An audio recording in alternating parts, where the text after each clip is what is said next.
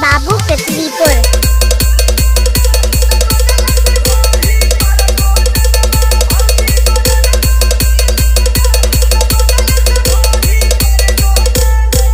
Tanda Ambedkar Nagar.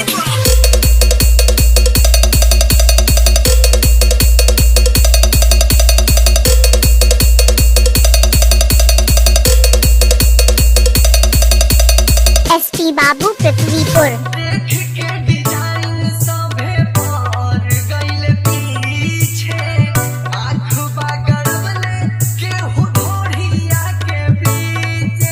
Mobile number 8810902667।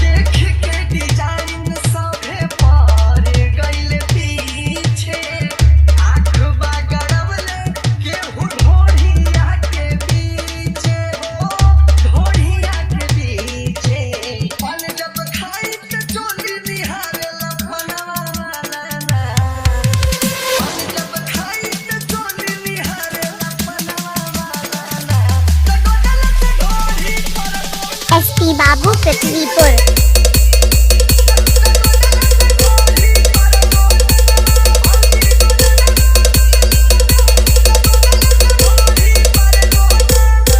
Tanda Ambedkar Nagar.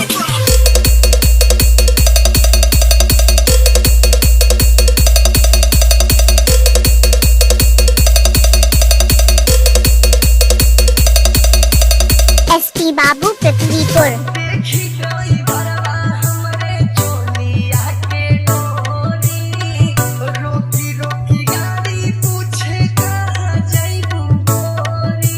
Mobile number 8810902667।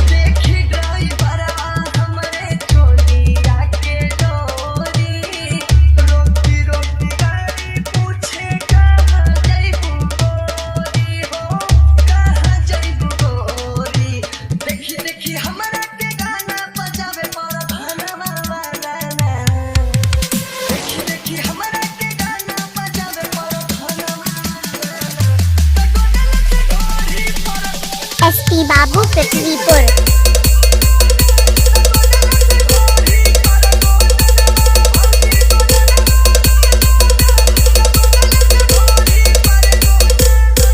Tanda Ambedkar Nagar.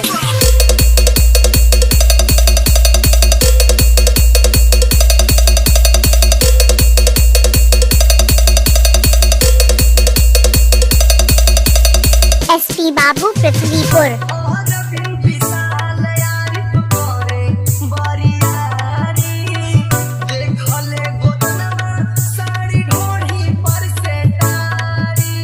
Mobile number 8810902667।